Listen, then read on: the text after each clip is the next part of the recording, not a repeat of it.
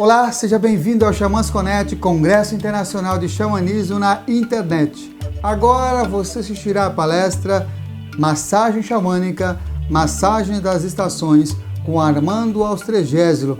Ele que é o pioneiro na propagação dos conhecimentos das técnicas de massagem oriental e ocidental, autor dos livros Massagem, Sensibilidade e Curso de Massagem Oriental. Nessa palestra, fala da relação das estações na medicina oriental correlacionada com a roda de medicina xamânica no hemisfério sul. Lembre-se, papel e caneta na mão, tablet ou celular para fazer suas anotações e aproveite também e se inscreva em nosso canal, curta e compartilhe o link deste vídeo com seus amigos. Essa é uma das formas de você apoiar positivamente este projeto. Fique agora com a fala inspiradora de Armando Austregésilo. Que as melhores energias cheguem até você. Xamãs Connect, primeiro Congresso Internacional de Xamanismo na internet. Arrou, Metacuye Oyassim, por todas as nossas relações.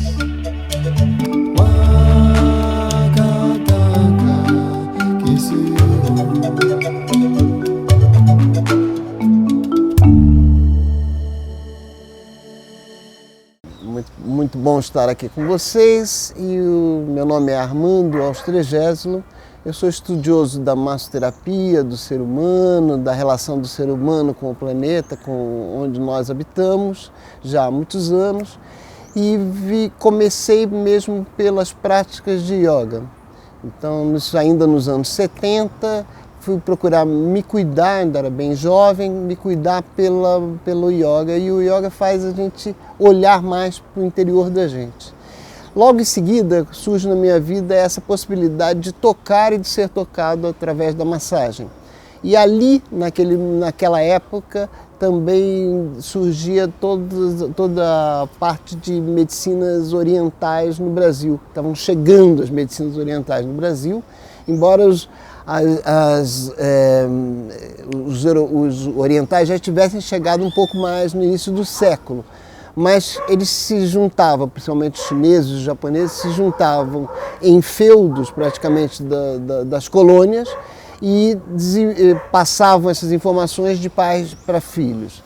Eu tive a oportunidade de estudar um pouco fora do Brasil, nos Estados Unidos, e conhecer essa tecnologia, vamos dizer assim, de cuidados de si mesmo através dos nossos hábitos, de toques no nosso corpo e da compreensão que isso vinha nos trazendo a respeito da nossa vida.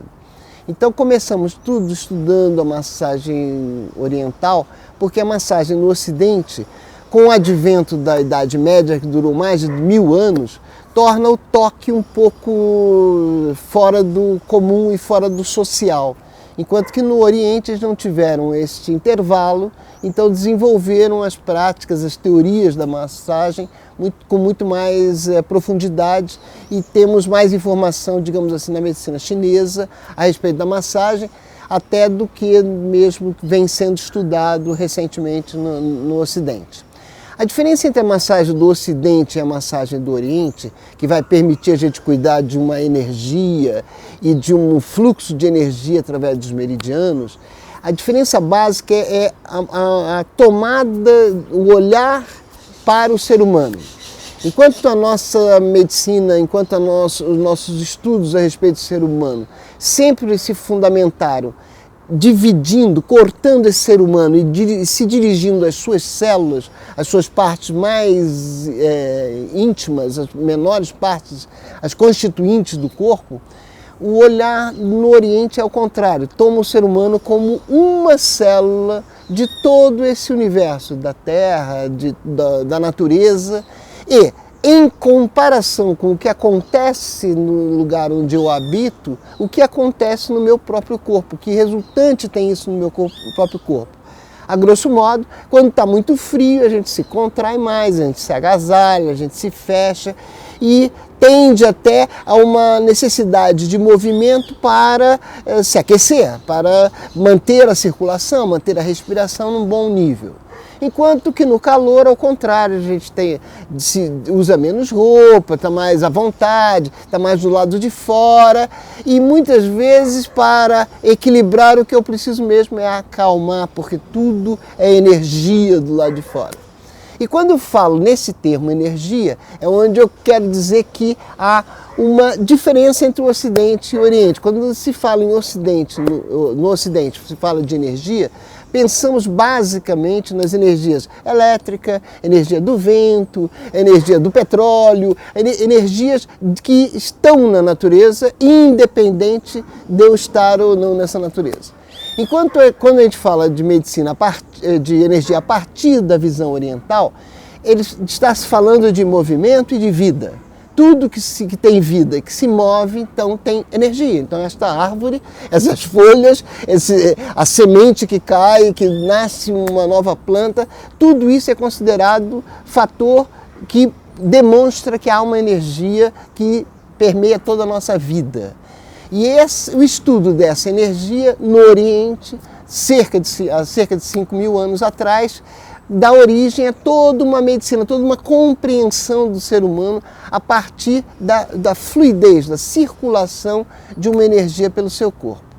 Essa energia é a mesma energia que faz o planeta ter o movimento de rotação que vai me dar as horas do dia, então vai dar o dia e a noite, é o movimento de rotação.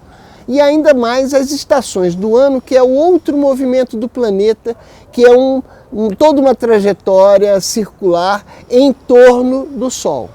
Então esses dois movimentos vão pautar a compreensão de tudo na nossa vida. É como se fossem as primeiras fontes de compreensão.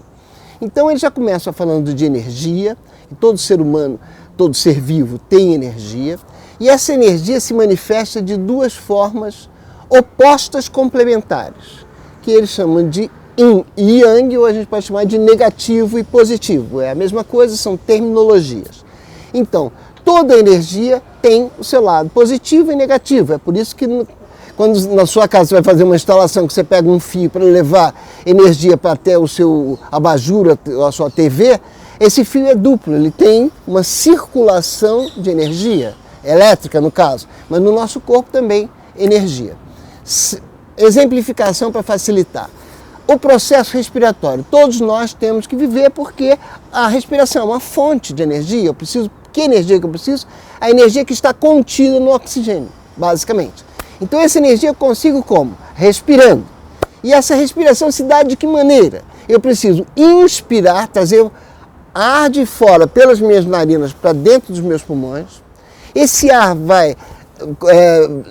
que eu levo para ele vai trazer oxigênio para a minha corrente sanguínea. Isso vai ser feito dentro dos alvéolos pulmonares. E devolver ao mesmo tempo, na medida que entra o oxigênio, sai o CO2, que é a resultante desse oxigênio que entrou, que passou por todo o organismo, que se combinou com o carbono, então por isso CO2. Então, na verdade, é o gás carbônico que é o que eu devolvo para a atmosfera. Levo para dentro gases, onde o principal para mim é o oxigênio, e depois devolvo esses gases para fora, onde o principal agora é uma combinação de carbono com oxigênio, que é o gás carbônico, que é muito interessante, enquanto tem luz solar, é exatamente o que as plantas inalam. Elas inalam o CO2 e exalam o oxigênio. Então nós somos, durante o dia, o ser humano e as plantas são complementares. À noite respiramos todos iguais, mas de dia pelo menos há essa complementaridade. Só para entender então, respiração, dois movimentos, ar para dentro e ar para fora. Então o ar para dentro a gente chama de Yang e o ar para fora a gente chama de Yin. Basta essa compreensão que tem dois movimentos no mesmo fenômeno. Da mesma forma, o comer. Todos nós comemos e depois temos que descomer, porque faz parte de todo o processo.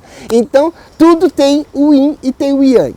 A partir disso, os chineses foram estabelecendo que pontos ao longo do meu corpo eram mais sensíveis e que pontos eram menos sensíveis. E muitas vezes essa sensibilidade num dia é de um jeito e dias depois essa sensibilidade está diferente. Por quê? Porque eu vivi coisas nesse dia diferente daquelas coisas que eu vou viver no outro dia. Além de que pode ser que esse dia primeiro ao qual eu me refiro seja um dia de inverno e o dia depois seja um dia de verão, são dias opostos. Os dias de inverno são dias mais curtos e mais frios. Os dias de verão são dias mais longos e mais quentes. Isso então, o toque em determinadas partes do corpo farão uma diferença. Mas os pontos principais que eles estabeleceram, hoje se tem catalogados mais de 2.000 pontos, mas os principais pontos dos principais caminhos de energia, que eles denominam meridianos, são cerca de 360 pontos distribuídos pelo corpo e que estão em linhas, quer dizer, estão alinhados, existem uma correspondência entre esses pontos. Na visão anatômico-fisiológica ocidental, o que é um ponto chinês? O ponto chinês ele é uma concentração e um afloramento de terminais do sistema nervoso periférico. Então o sistema nervoso central é a cabeça, né, mais a medula, e ele está distribuído eletricamente pelo nosso corpo uma quantidade de sensores. Esses sensores são denominados, né, terminais nervosos subcutâneos, né?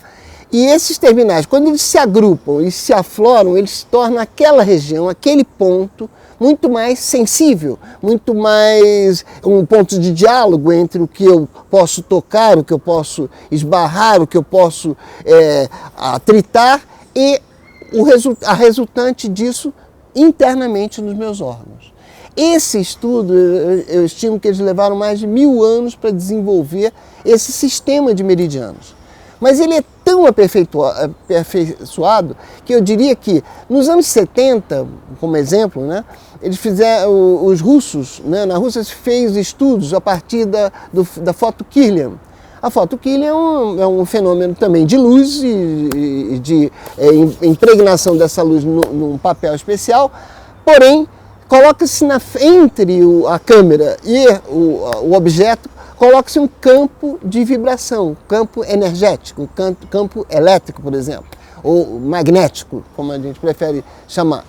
Quando eu faço a foto, eu tenho, em vez da imagem pura e simples superficial, eu tenho a quantidade de calor e de energia que está contido naquele objeto.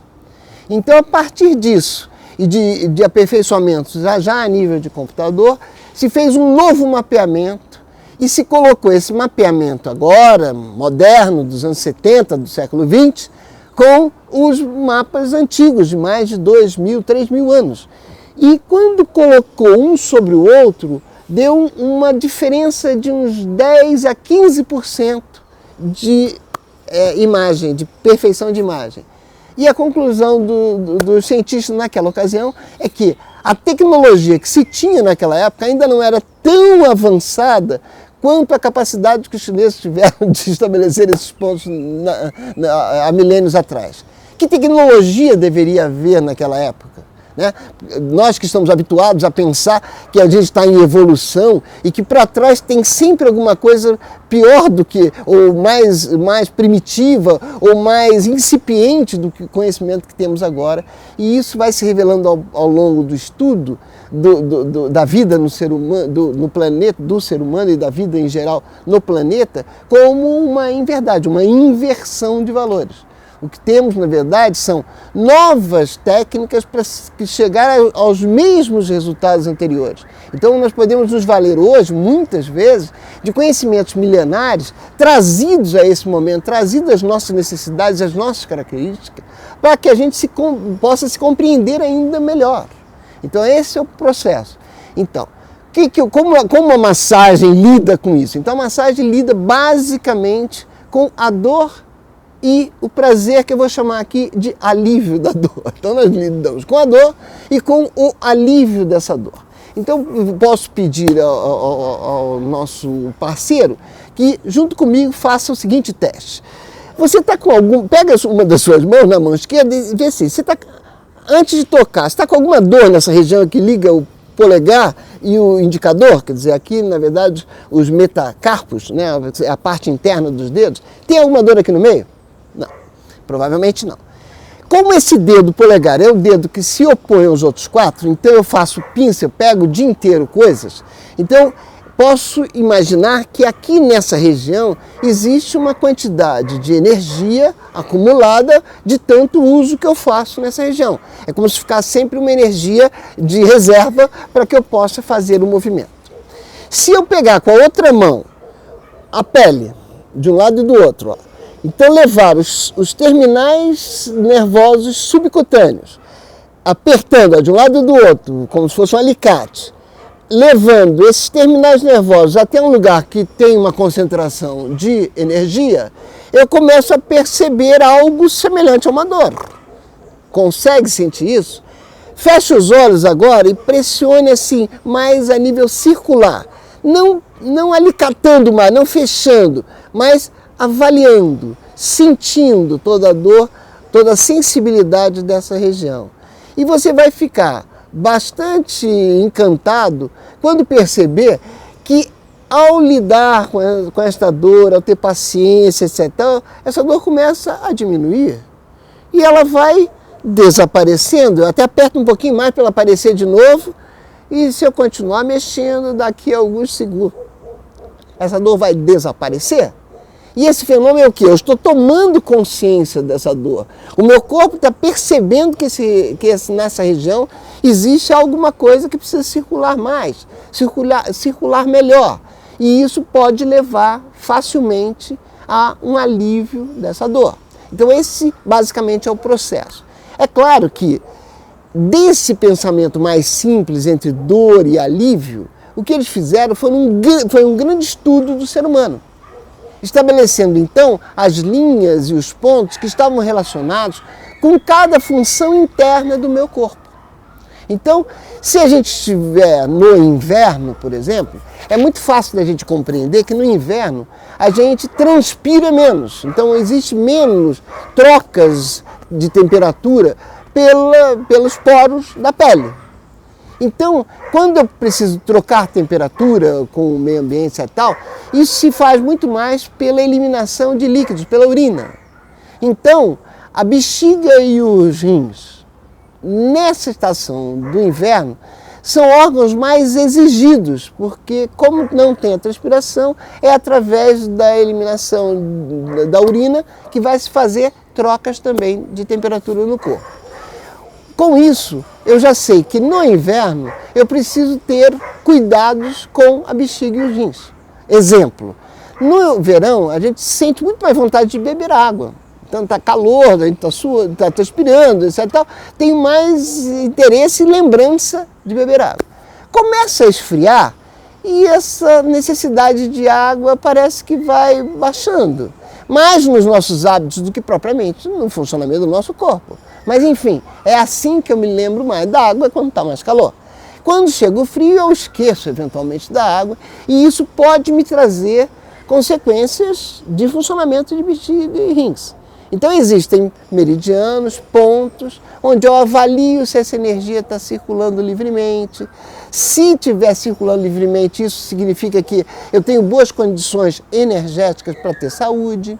Se eu não estou tendo, talvez eu esteja recebendo pressões do meu dia a dia muito fortes, que me levem a medo, que é um sentimento associado à bexiga e aos rins. Medo, bexiga e rim. Então a gente tem um exemplo prático para você entender como você já sabe disso. O fulano passou por uma situação de medo e se urinou de medo. Então isso é uma situação comum, que se fala na linguagem comum do dia a dia. E isso tem um fundamento mesmo no estudo sobre o ser humano.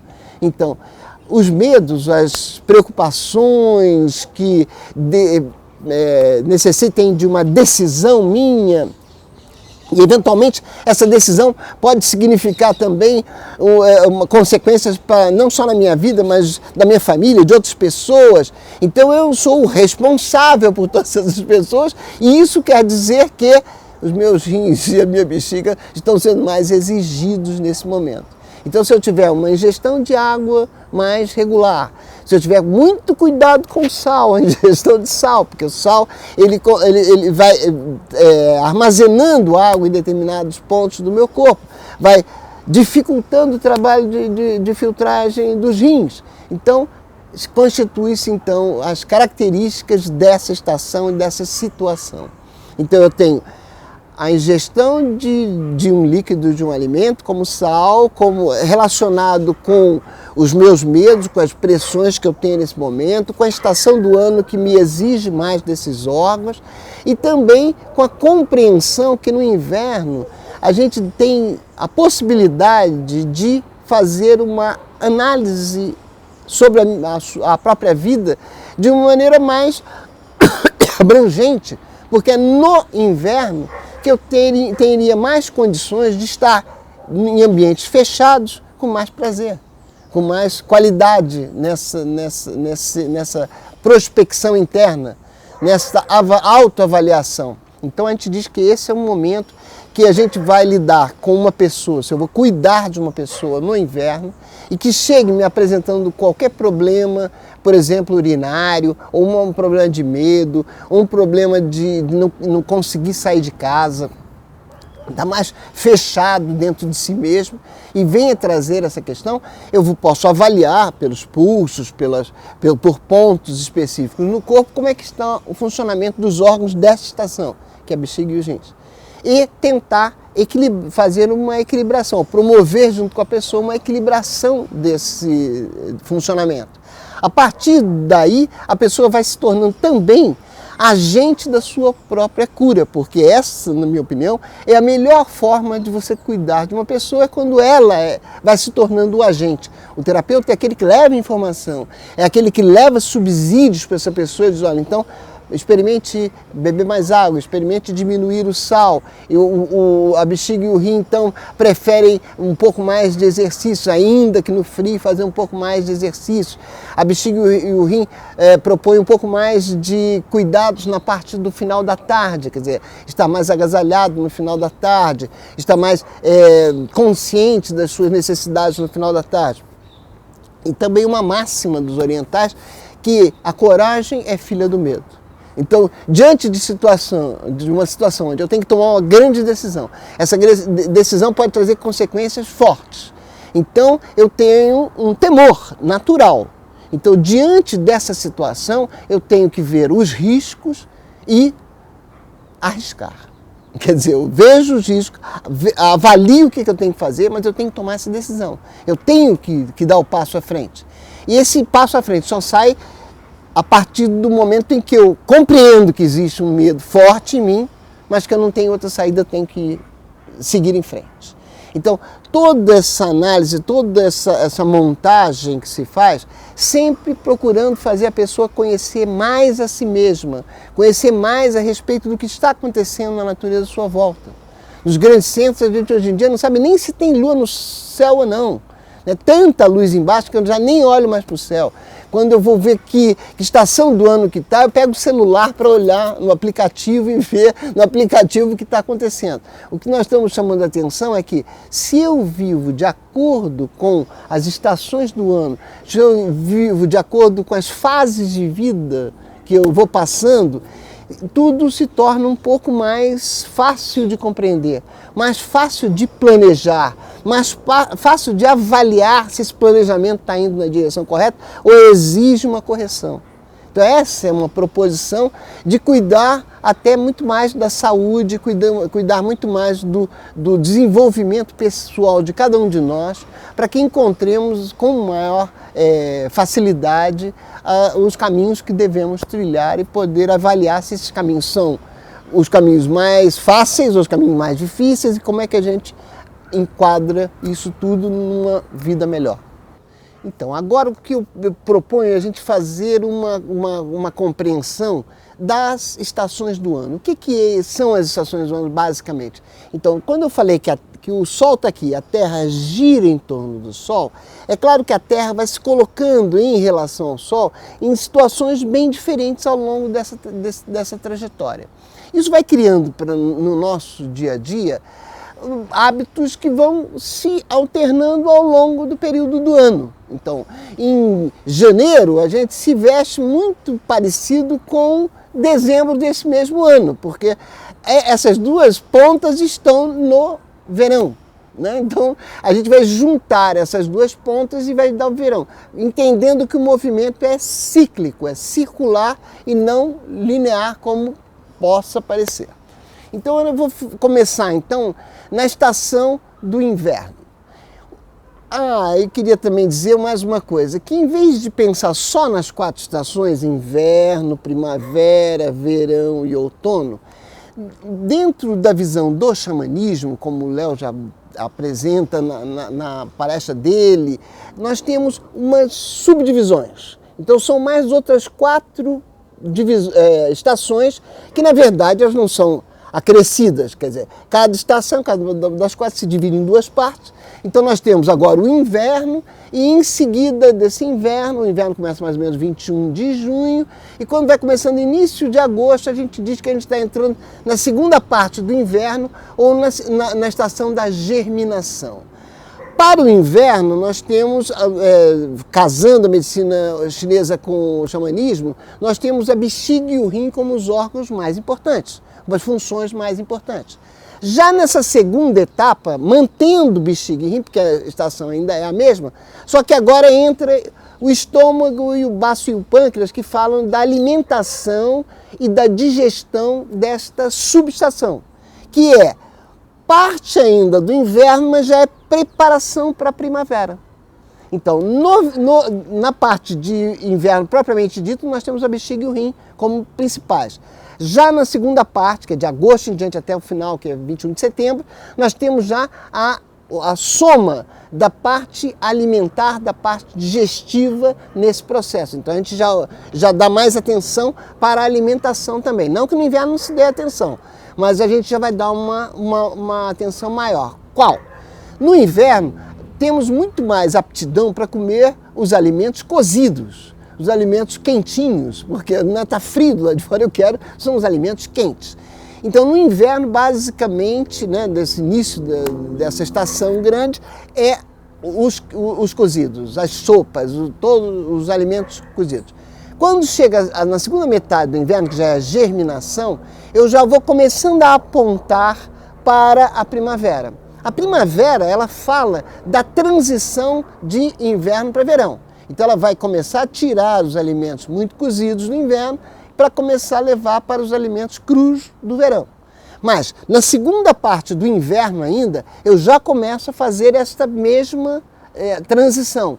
Então é como se cada estação do ano tivesse 45 dias e a cada 45 dias eu teria que sair de uma zona de conforto e pensar já no que estou fazendo em seguida. O inverno também se qualifica por ser um momento de planejamento. Já a segunda parte do inverno, a germinação, esse planejamento já tem que ter as primeiras atitudes, as primeiras ações.